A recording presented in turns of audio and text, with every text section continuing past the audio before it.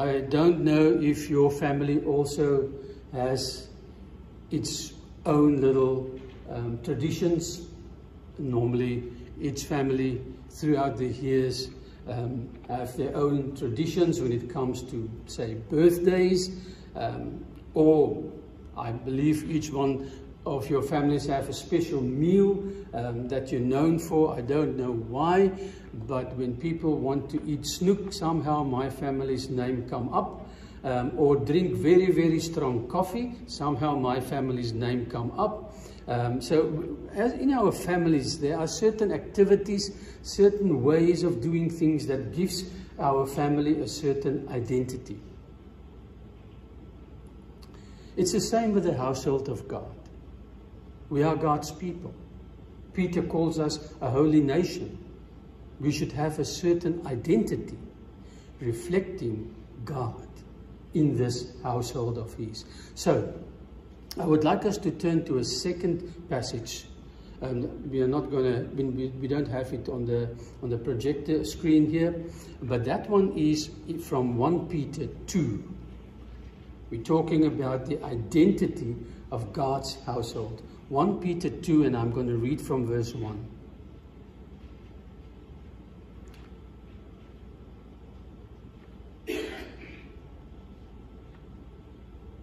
(1 Peter 2 and verse 1). Therefore, rid yourselves of all malice and all deceit, hypocrisy, envy, and slander of every kind. So in the household of God, there should be none of these things. Malice, deceit, hypocrisy, and envy and slander should not be there. Verse 2, like newborn babies, crave pure spiritual milk. In other words, in God's household, we are to crave his word that feeds our souls. Nothing else. So that by it, you may grow up in your salvation. That's how we grow spiritually. Now that you've tasted that the Lord is good, as you come to him, the living stone, rejected by humans, but chosen by God and precious to him, you also, like living stones, are being built into a spiritual house to be a holy priesthood. Holy, set aside, set apart. Priesthood speaks of service and worship. Set aside for worship to God. We are being built up in this spiritual house to be set aside for God, to worship him alone, offering spiritual sacrifices acceptable to God. And that's the only way it can be acceptable to God is if we are in Jesus Christ, which is why Peter continues with, to God through Jesus Christ. Verse 9. But you are a chosen people. We have been chosen by God to be his children. We have been adopted by God to be part of his family, to be in his family. We didn't complete an application form for that. God chose us in love to be his. A royal priesthood, part of the identity of God's household. Royal, well, our Father is the King. He's the King of the universe. Priesthood again speaks of service and worship. A holy nation, a people set aside for God. God's special possession. He chose us to be his before the creation of the world. In love, he predestined us to be his. So we God's special possession. That means we have to reflect him. We have to display our Father. That very verse continues like this.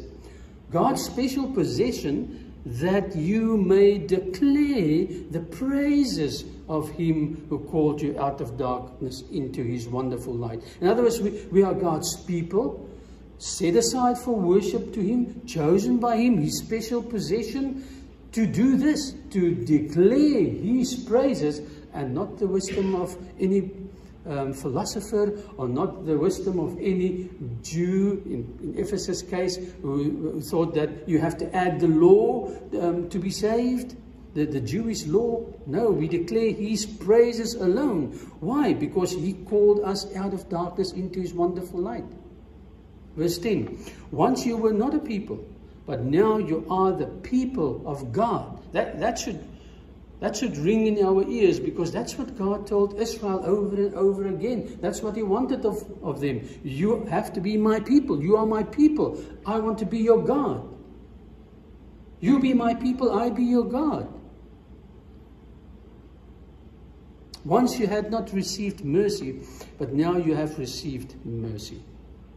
So far the reading of that passage in 1 Peter 2. It gives us a good understanding of the identity of God's household, doesn't it?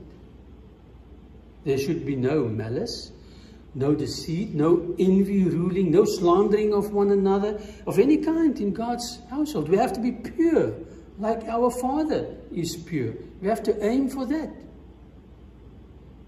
Yet, in the church of Ephesus, where Timothy served, we read the following. 1 Timothy 6, verse 4.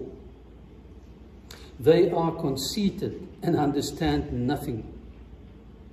They have an unhealthy interest in controversies and quarrels about words that result in, listen to the words, envy, strife, malicious talk, evil suspicions, and constant friction between people of corrupt mind, who have been robbed of the truth, and who think that godliness is a means to financial gain.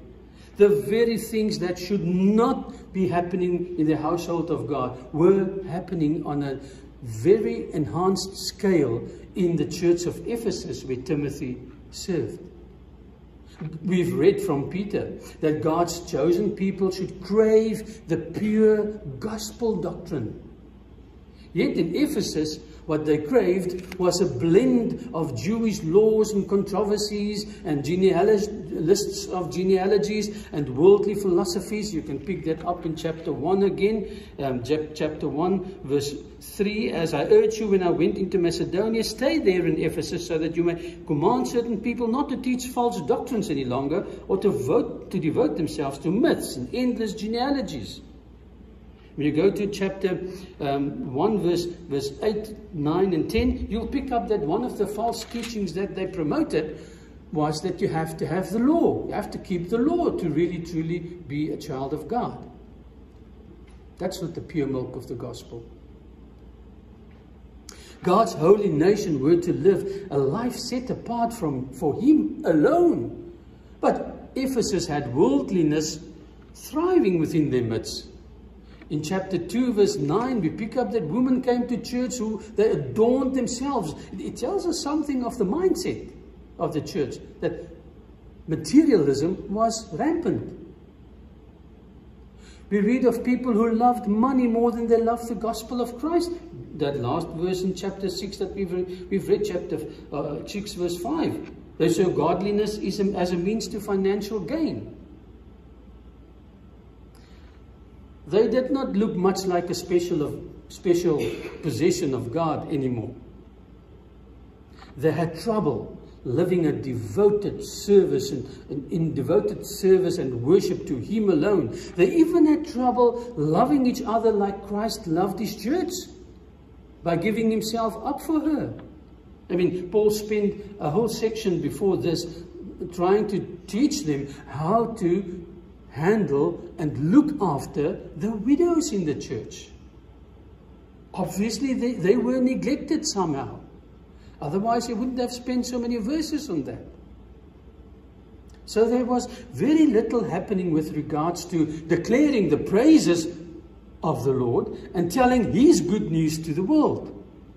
In many cases, his good news was destroyed by sinful conduct, even to the point where some of their leaders were, by Paul, in his own words, Hymenaeus and Alexander, chapter 1, verse 20. Among them are Hymenaeus and Alexander. They didn't hold on to the faith anymore. They've rejected that. They've shipwrecked the faith, whom I handed over to Satan to be taught not to blaspheme. They were not even part of the church anymore, as an official church member anymore.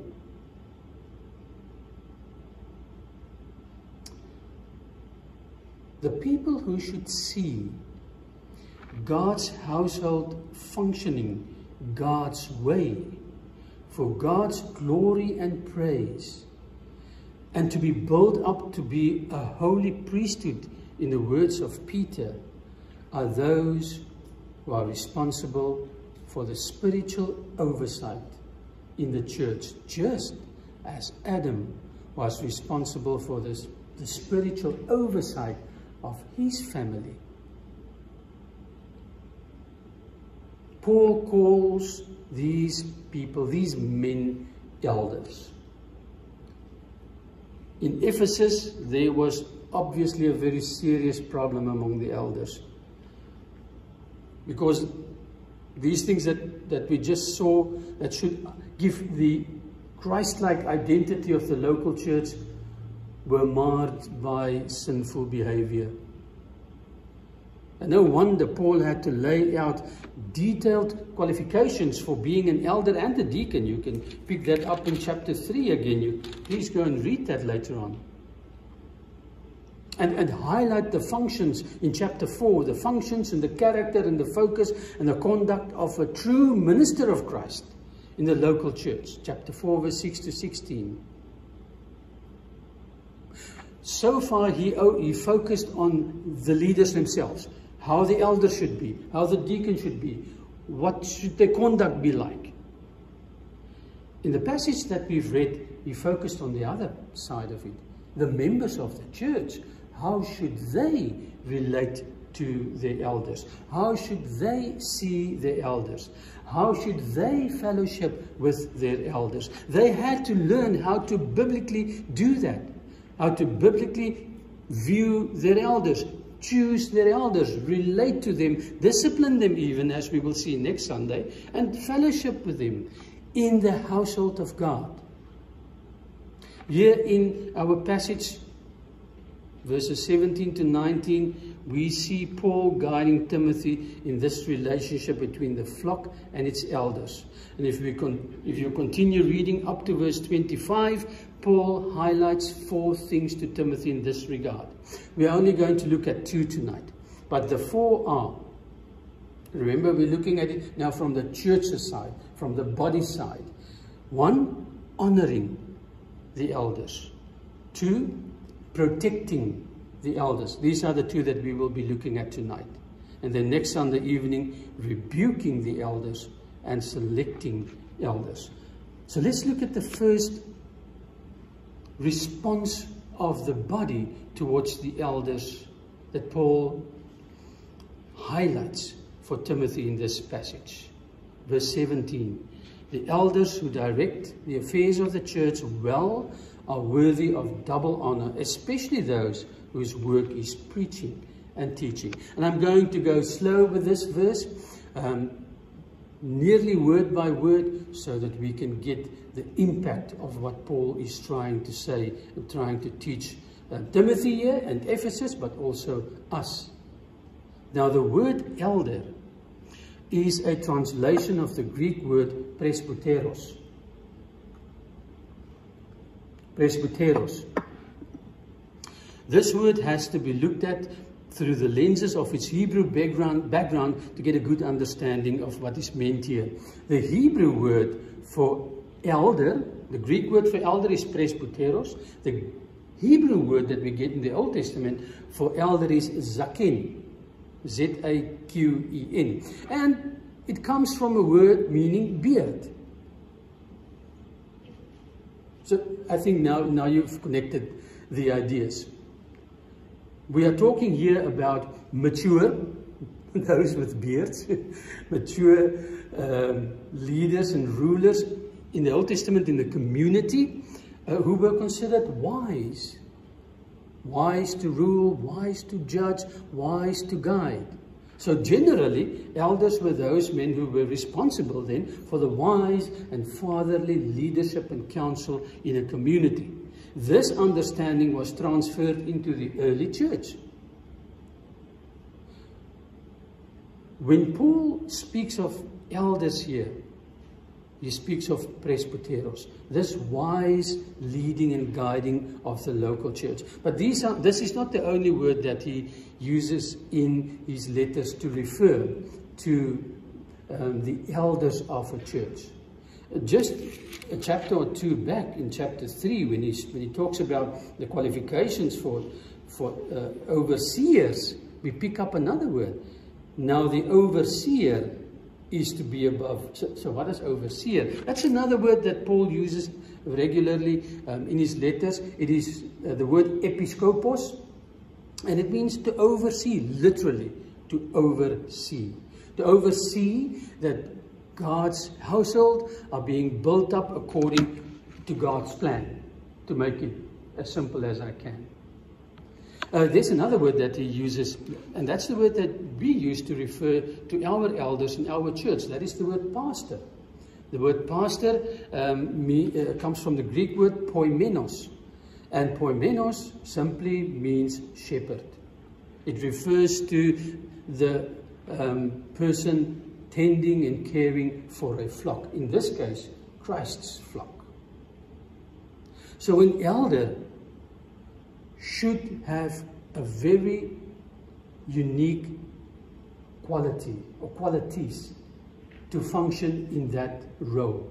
Now, Paul has already dealt with that, so I'm not going to go into detail, but when you look at an elder or a pastor then, according to chapter 3, that man should be a man who is above reproach, a one-woman man, be temperate, well-behaved, committed to caring for strangers, skilled in teaching God's truths, not given to wine, not be violent, is a patient man, not a fighter, is not a covetous man. He is a man who rules his own household well, whose children respect him, and who is not a novice in the faith. He is a man who has a good reputation even among outsiders. This is the concept of elder that Paul is talking about. These were the men that he was referring to in this passage.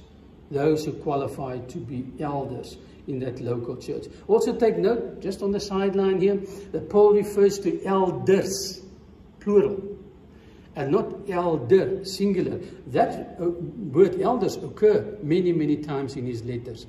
It is a reference to the plurality of godly elders in a church, a team of elders, so to speak, in the local church, instead of one guy who functions like the mini pope in the church and the rest is under him. Then you've got the deacons, and then you've like a pyramid. No, this is not what we have in mind here. Back to our passage. The elders whom Paul had in mind in verse 17 were very specific elders. Those who direct the affairs of the church well. That's a qualification he gave to the elders he was thinking about. And directing the affairs or ruling in Greek is the word proistemi, and it literally means to stand for, to go before.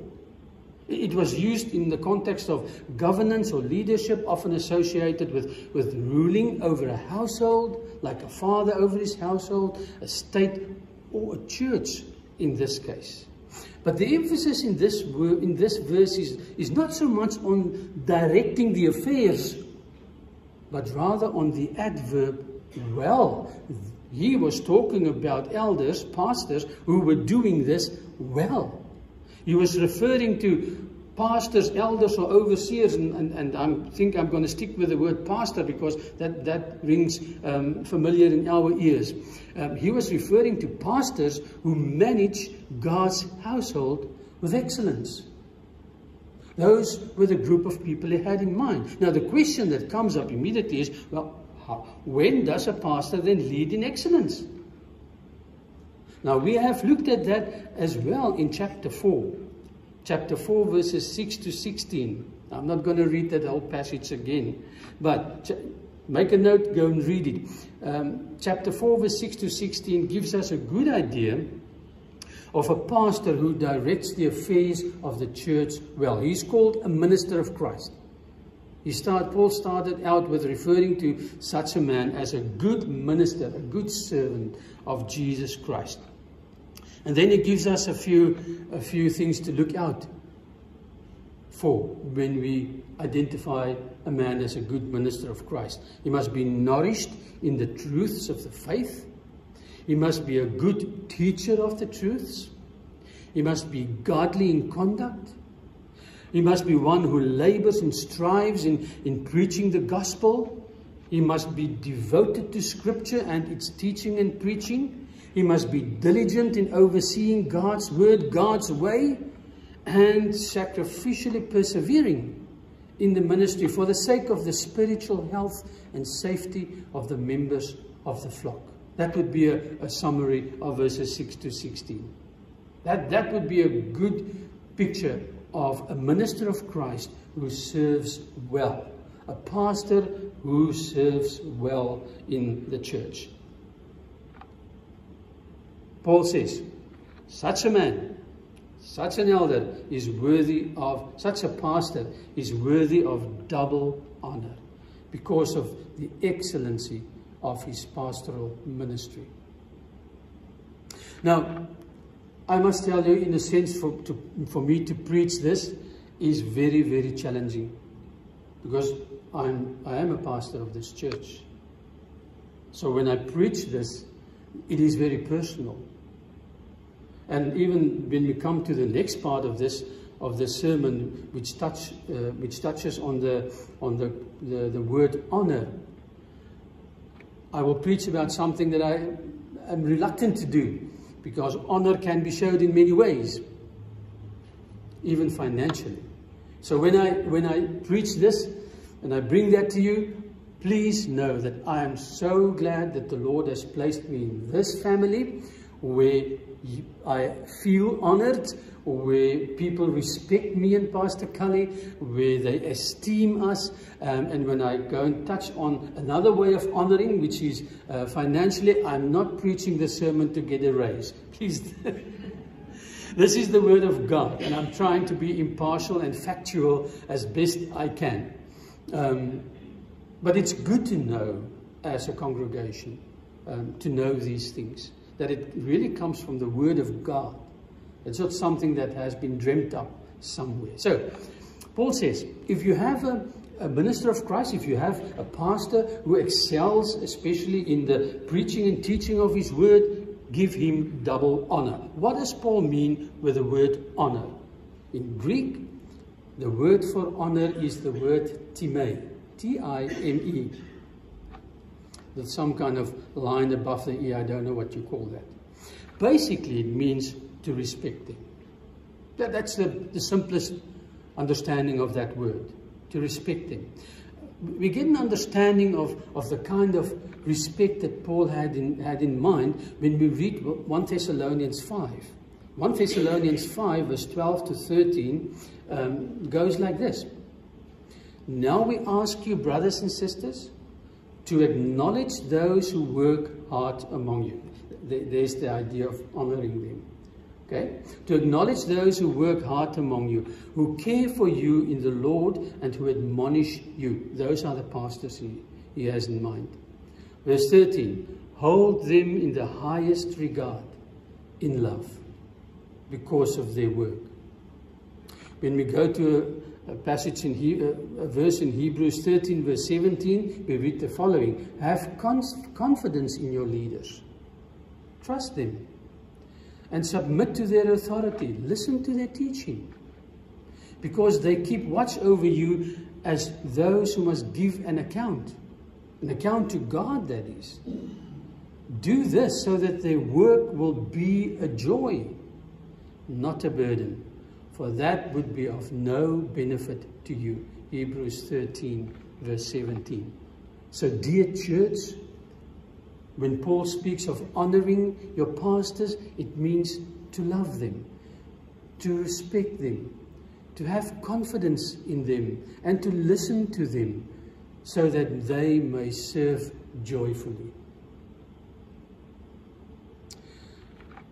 But the word time also carries the idea of financial support. This is a connection that comes from the Old Testament already. Proverbs 3 verse 9 reads as follows. Honor, there's the word, honor the Lord with your wealth. In other words, When the Lord has given you much, you have to show him honor. How? The same verse continues, with the first fruits of all your crops. By giving.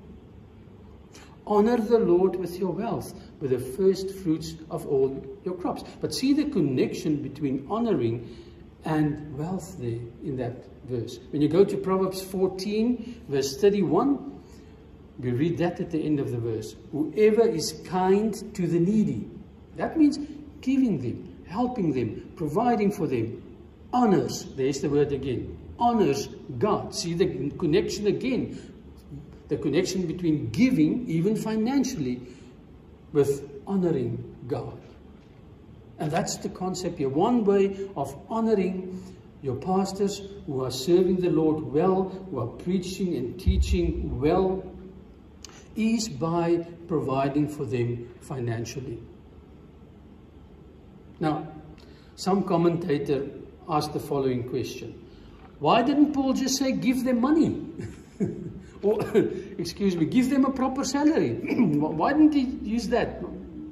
Just tell the church, make sure that they have at least bread on the table and a roof over their head. John MacArthur, I like his comment on this. John MacArthur points out that Paul would rather deal with the motive behind a salary than the giving of money itself.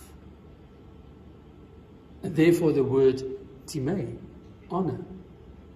And as we read through Paul's letters, we pick that up indeed. We pick up that supporting the pastor financially was not just about giving him a salary at the end of the month. No, in his letters to Romans and the Corinthians, Paul referred to money as a service and grace. In his letter to the Galatians and Philippians, he referred to money as fellowship. In 2 Corinthians 9, in a bit more detail, he called it a blessing and a good work and a seed and a harvest of righteousness.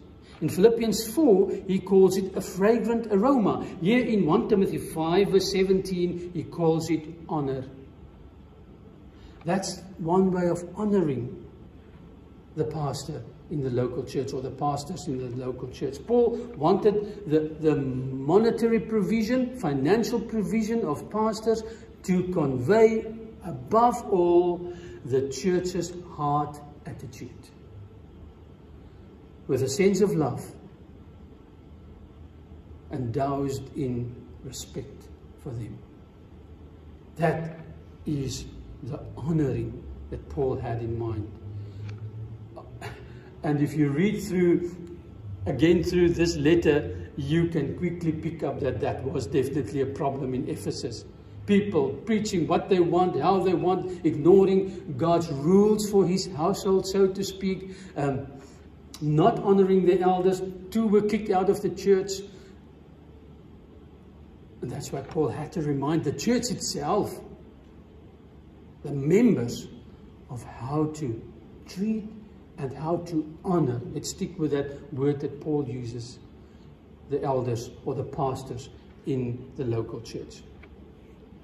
And Paul is simply saying in that verse, if the elders fulfill their calling excellently, give them double honor. Especially the ones who work out in preaching and teaching. Preaching simply means in Greek speech, but for the minister of Christ it includes exhortation and admonition and proclamation aimed at the heart of those who are listening. Teaching has more to do with addressing the mind of the listeners to make sure that they understand. Paul's point is, pastors who do this work well are worthy even of a double honor from the congregation and in the congregation. Paul supports this understanding of the word timē, that Greek word for honor, directly from Scripture. It is as if maybe at that point he realized that these guys in Ephesus, they were so far gone. Let me give them Scripture so that they really can see from the word itself that God wants this from a local body. He writes in verse 18, for Scripture says, because, do this, honor your pastors this way, because, for Scripture says, do not muzzle an ox while it's treading out the grain. This is a direct quote from Deuteronomy 25, verse 4. And the picture here is vivid, and those people understood it. When the harvest would come in, they would bring the bundles of grain, and they would loosen the bundles on a floor, threshing floor, get the oxen in, let the oxen walk over it so that the kernels can be removed. And sometimes even they would have a roller or something dragged by the oxen over these bundles of grain, so that those kernels can be removed. What God is saying in Deuteronomy is, you know, when an ox does that, don't muzzle him. He must eat. He provides you with food. You have to make sure that he gets food too. And the message is simple. If God wants an ox who provides you with physical food to be fed, it's obvious that he wants a man who gives you spiritual food to be fed too. Paul quotes then from Luke 10 verse 7, bringing scripture to the attention of these members in the Ephesian local family of the Lord. In Luke 10, Jesus sent out the 72 to preach and bring the message of the kingdom of God, and he told them to stay and eat and drink in a house of peace. Because, verse 7, Luke 10 verse 7, the worker deserves his wages. Paul's first piece of advice to the members in the church of Ephesus was, honor your pastors also by providing for them. His second piece of advice for the members of that local body was, protect them. Protect them. Verse 19. Do not entertain an accusation against an elder unless it is brought by 2 or 3 witnesses. Back to Ephesus. Pastor Timothy, I'm sure, was attacked, slandered, to the point where Paul had to urge him in chapter 1 verse 3 to stay there. He wanted to leave. It was just getting too much of him. Chapter 1 verse 3, as I urged you when I went into Macedonia, stay there in Ephesus, so that you may command certain people not to teach. It was just getting too much for Pastor Timothy. And later on in this letter, Paul reminds him, live a godly life, so that no accusations can be made against you. We picked it up in chapter 4, verse 16. But he also needed the protection from the church, from the church's side. How could the flock in Ephesus protect their pastor Timothy? Paul's advice was, do not entertain an accusation against an elder. Sometimes people reject a pastor's teaching and they voice their objections publicly. Sometimes people resist biblical authority. They want hugs, and if they don't get it, they tell the whole world how unloving the pastor is. So what should be your reaction if you hear your pastor being accused in public? Paul says, do not entertain it. First thing you need to know, do not entertain it. In other words, do not give serious attention to it. Do not consider it. Do not cherish it in your mind. Do not publicly say, yes, that and that and that and that and that, and you agree, you become part of it. The word entertain comes from Latin, and it literally means to hold amongst. Don't hold these things amongst your own thoughts. Do not join in with this when you hear an accusation against your pastor. Now, the word accusation in Greek is kategoria. It's made up of 2 words, kata and agora. Now, agora referred to a public meeting place, like a marketplace. And kata means against. So accusation in its ancient Greek context literally means to say something against a person in a public meeting place. It's like standing in the post office in a line and you start to rant about your pastor in your local church. That's what Paul had in mind. When someone sets out to do that, when someone sets out to accuse a pastor like that, Paul says, first line of defense, protect your pastor. How? Do not entertain that. But he continues.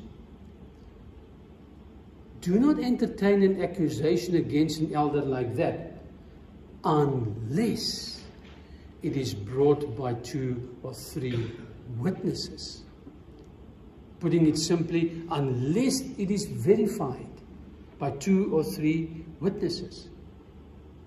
The only time you entertain, the only time you take seriously, the only time you react to an accusation like that, and it doesn't mean that it's true, would be when the accusation is supported by 2 or 3 witnesses.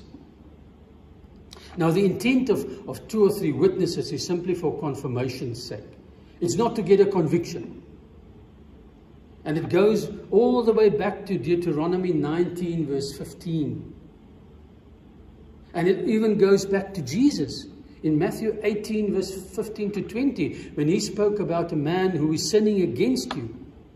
In Matthew 18, verse 15 to 20, Jesus gave an outline of how to deal with a sinning brother, especially in the church context.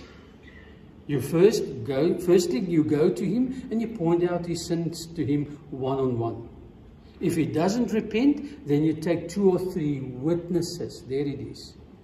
In order that you might confirm that sin and confirm either his repentance or his failure to repent. And Paul applies this principle in our passage. Only entertain, only take hold of an accusation against your pastor if it is supported by 2 or 3 witnesses who can verify it. Otherwise, do not entertain it. It is a way of protecting your pastor, your pastors. Now, one reason to be especially cautious about accusations against the pastors of the church is that Satan is out to destroy any Christian ministry, especially the ministry of overseeing the Lord's work and message in the local church. One commentator that I read up on when I prepared for this message started his message this way: a pastor is permanently in the hot seat.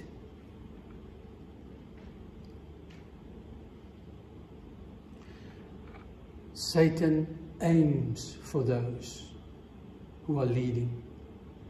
He aims for the fathers of a household. And he breaks up families, destroys what a father should really be and do in a household. He aims for the pastors of a local church, God's family. And he would do anything to bring them into a bad light in the church, in the community, publicly, to destroy Jesus' work. None are more exposed in the local church to lies and accusations and slander and insults than the devoted to Scripture preachers and teachers, pastors in the local church. My brother and sister, it is the preferred MO, modus operandi. It is the preferred MO of Satan. There's a reason why he's called the father of the lie, the slanderer, the accuser. He would do anything to destroy the reputation of a minister of Christ, and so shipwreck the good name of our Savior, the good name of his church, and the gospel. So, dear flock, honor your pastors. Honor their good gospel work and protect them from the enemy by not entertaining an accusation. And next Sunday evening we will look at what if then 2 or 3 witnesses are produced and we have a pastor who is in sin. What shall we do then? But for now, this gives us an idea of how the local church, the body, the family of God, the household of God, as Paul puts it, how they should view and honor and relate to the pastors that the Lord has placed in their midst to teach them the truths of the gospel and to preach them the message of salvation in Jesus Christ alone. The very things that Church Ephesus, family Ephesus, struggled with, and it led to terrible decline in the local church, where people started to fight against and amongst one another.